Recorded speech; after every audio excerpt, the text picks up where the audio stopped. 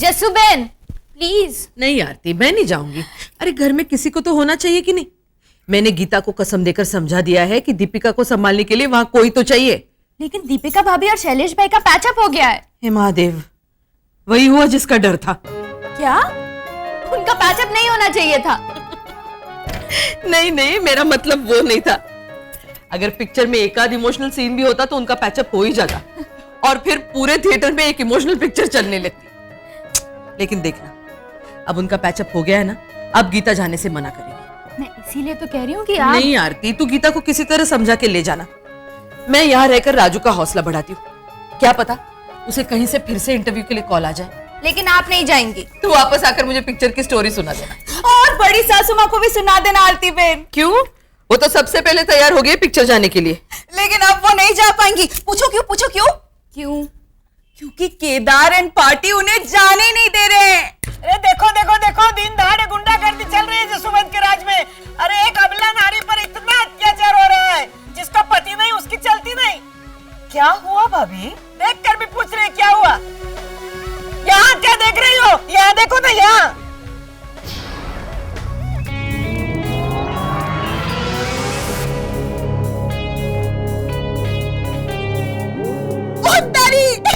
देखा देखा देखा जसुबेन, मैंने कहा था ना कि ये लोग बड़ी सासू माँ को पिक्चर देखने नहीं जाने दे रहे। साजिश हो रही है, साजिश। लेकिन मैं सबके ऊपर से होकर चली जाऊंगी, कह देती हूँ।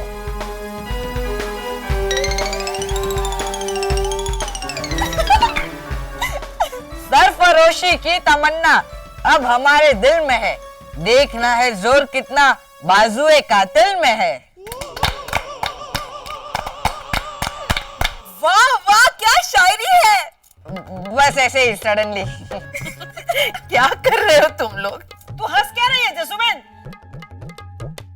तेरी शेप आकर ही ये लोग मुझ पर ये जुल्म कर रहे हैं। भाभी हंसी आ गई। चलो बच्चों उठो, बड़ी दादी माँ को परेशान मत करो, उठो। नहीं जसुबेन, ये सत्याग्रह है। पारुल मम्मी, आप भी हमारे टीम में आ जाइए ना। हाँ हाँ हाँ हाँ। अरे देखो देखो, दुश्मन को देखो। पारुल तू उठ, यहाँ आजा यहाँ। चलो बच्चों उठ जाओ, बहुत हो गया। चलो उठो उठो, जो बोलना है वो खड़े होकर बोलो। चलो हाँ, अब बोलो। बड़ी दादी माँ मेरे पापा को क्या क्या बोलती है? हाँ हाँ बोलूंगी, 1000 बार बोलूंगी। तेरा बाप एक नंबर का निठल्ला है, निकम्मा है। बोल क्या कर लेगा?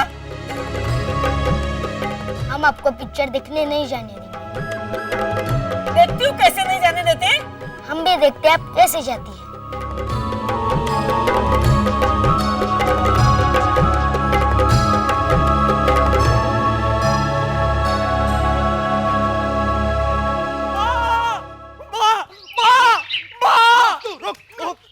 काका छोड़िए, मारिए मत काका प्लीज। अरे पहले से हाथ में तो आने दे, 2 थप्पड़ लगाने दे, फिर तू बोलना कि और मत मारिए। अब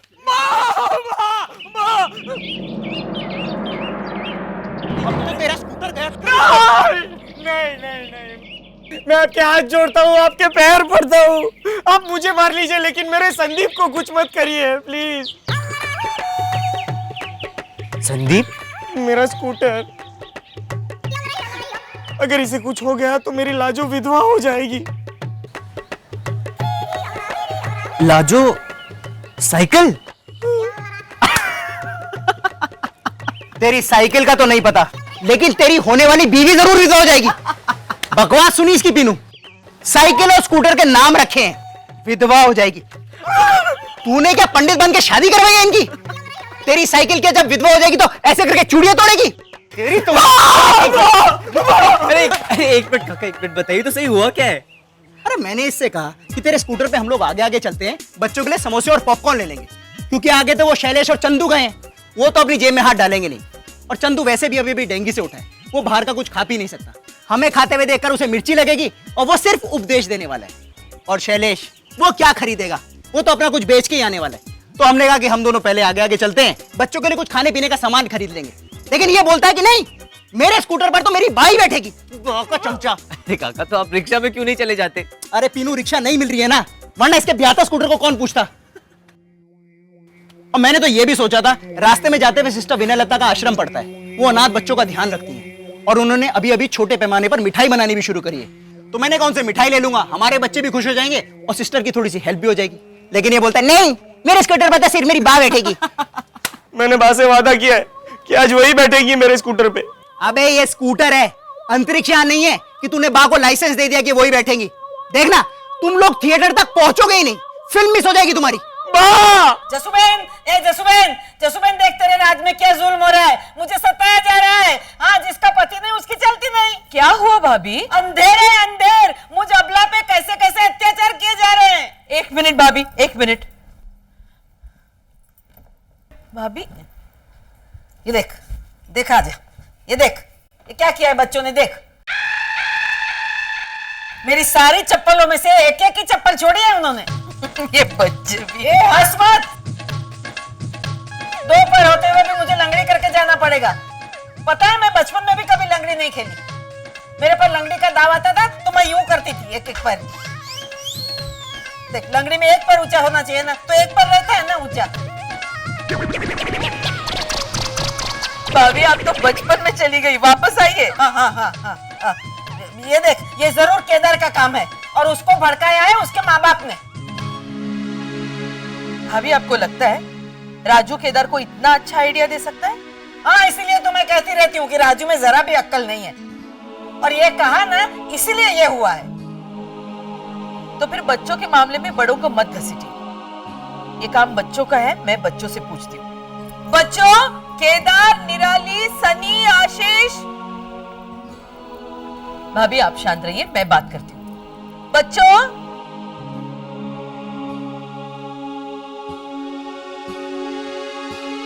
बच्चों,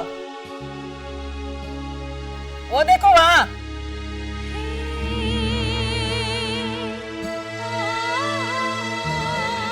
चुप चुप के मजा ले रहे थे।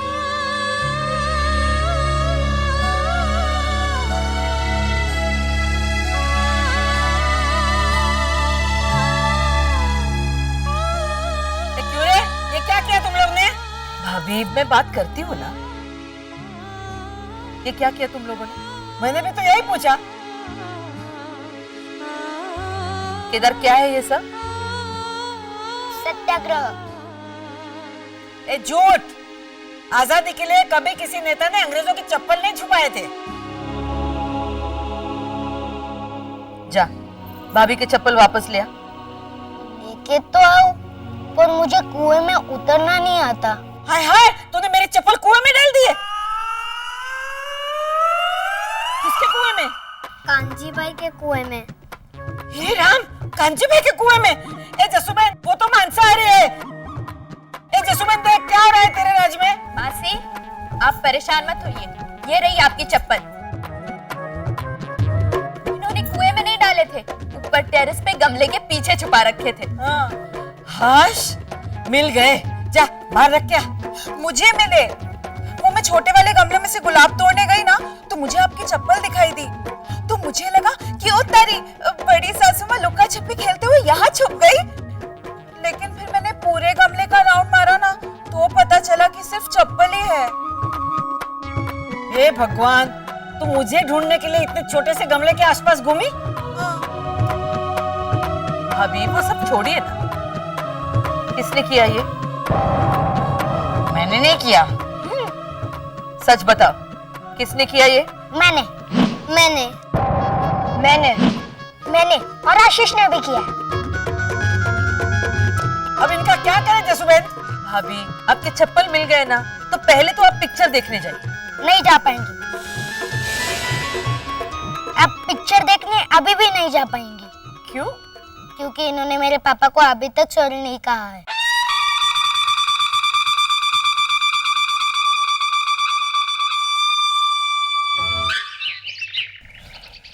कलयुग है कलयुग, घोर कलयुग। बच्चे हैं कि टेररिस्ट? कितना आतंक फैला के रखा है। जिसका पति नहीं उसकी चलती नहीं, जिसका पिता नहीं उसकी भी नहीं चलती बा। हम दोनों दुखियारे हैं बेटा। मैं तो कहती हूँ अब तू कुछ कर, कुछ बन के दिखा, हीरो बन जा। हाँ, 10-15 फिल्में कर ले और शाहरुख और ऋतिक की छुट्टी कर दे, फिर हम लोग एक अपना नया बंगला लेंगे, वहाँ अलग रहने जाएंगे सबके साथ। सबके साथ? तो अलग कैसे हुए? अरे मुझे अपना अलग घर चाहिए, अपना खुद का, जहाँ मेरा राज चलेगा। फिर राज किस पे करूं? घर में कोई चाहिए ना। देख तू मेरा बेटा है, मुझे ऐसा घर लेके देगा ना। वाह। चल अब पानी पानी मत हो, स्कूटर चालू कर। हाँ।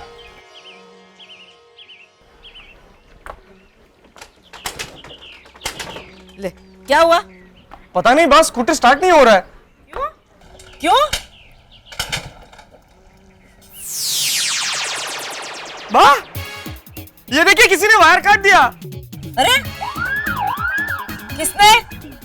बताया तो सही किसी ने। अरे जसुबेन, ए जसुबेन, देख तेरे राज में क्या हो रहा है? बड़ी सासू माँ आइए बैठ जाइए। तू रिक्शा छोड़, पहले बाहर आ। बड़ी मुश्किल से रिक्शा मिला है, आप आइए और बच्चों को भी बुलाइए। आइए जल्दी।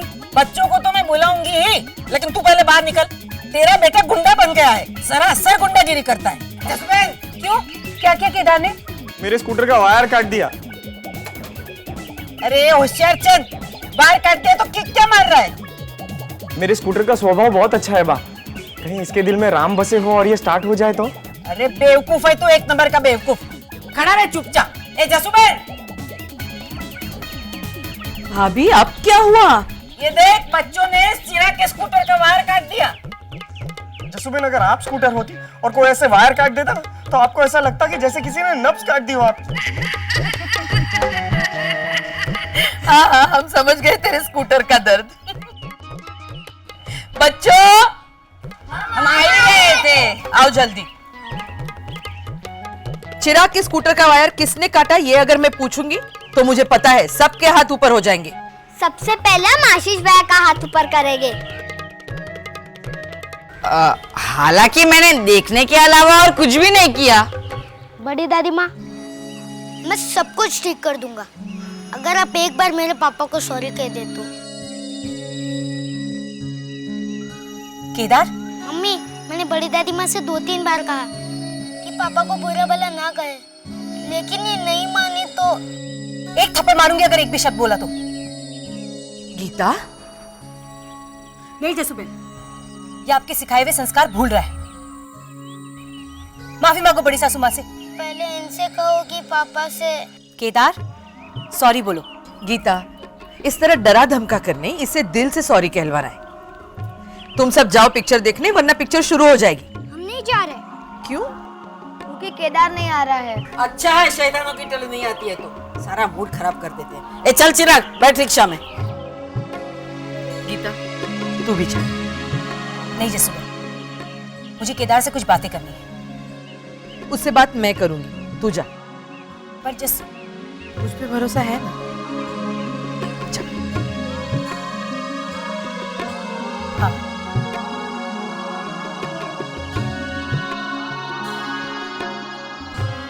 जसुबेन, मेरे स्कूटर का ध्यान रखना, मैं आ रहा हूँ अभी।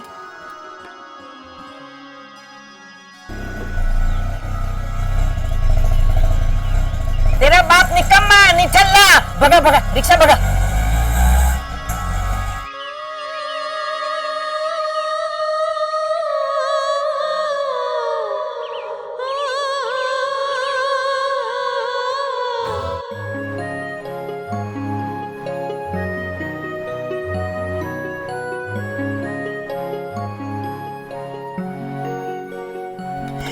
चलो बच्चों, पहले पेट भर के खा लेते हैं और फिर जी भर के बातें कर लेते हैं। पप्पा की शायरी जितना दम नहीं था। ये शायरी नहीं थे बेटा, बस ऐसे ही प्रास अनुप्रास बैठ गया। चल केदार, नाश्ता कर। देख बेटा, जब पेट खाली होता है ना, तब भूख की भाप गुस्सा बनकर दिमाग में चढ़ जाती है। तुम्हारे धर्मेश काका का ही उदाहरण ले लो।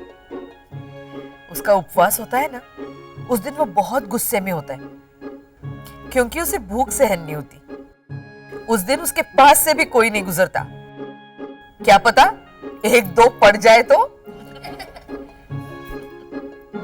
इसलिए मुझे उसे पूरा दिन जूस और मिल्कशेक पिला पिला के मुझे उसका पेट भरा रखना पड़ता है। चलो पहले सब खा लो, और फिर आराम से बातें करेंगे।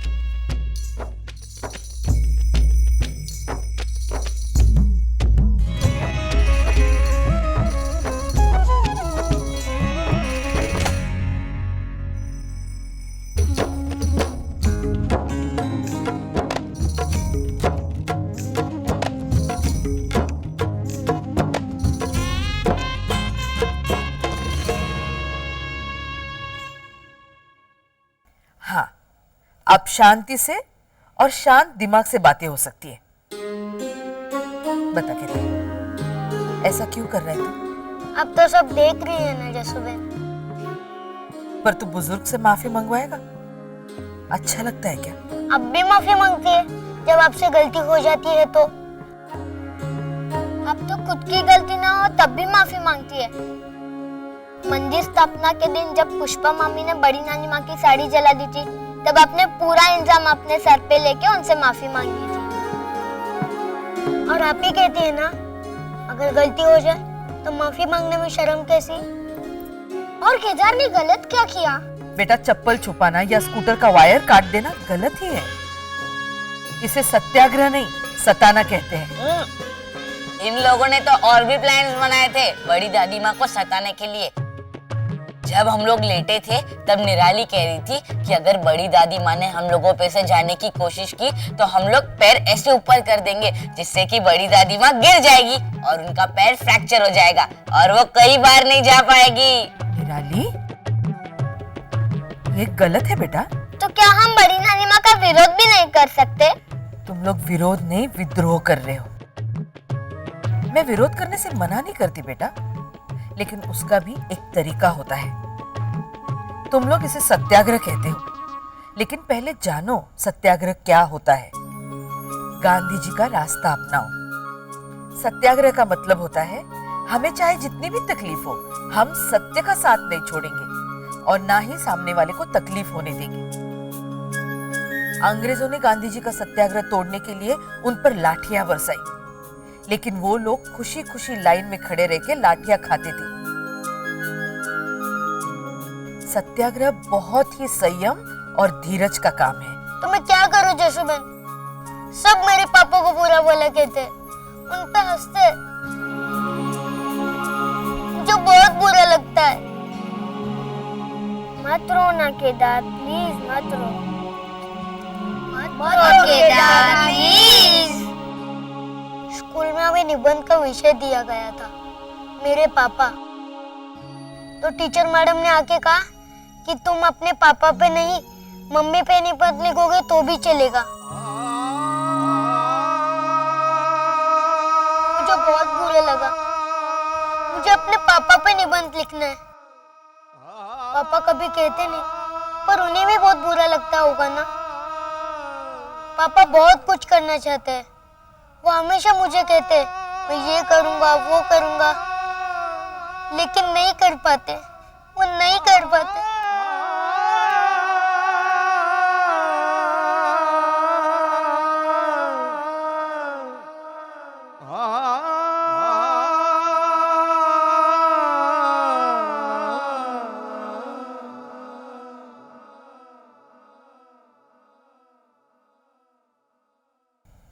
केदार,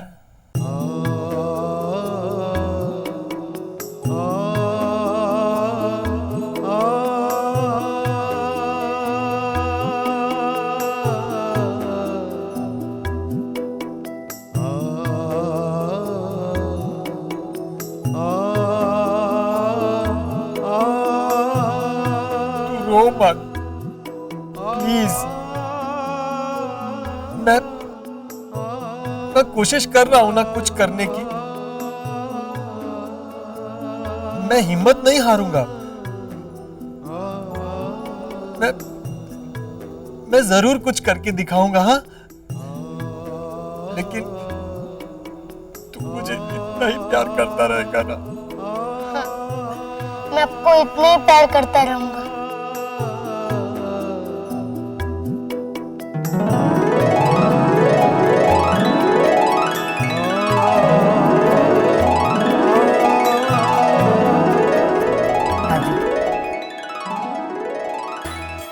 इस घर में सभी तुझे बहुत प्यार करते हैं और करते रहेंगे, लेकिन अब केदार की मुस्कान वापस लाना तेरी जिम्मेदारी। हाँ, मैं कल फिर से कोशिश करूंगा काम ढूंढने की। हाँ, और मैं जरूर कुछ करके दिखाऊंगा केदार, प्रॉमिस, पक्का। आई लव यू पापा। आई लव यू बेटा।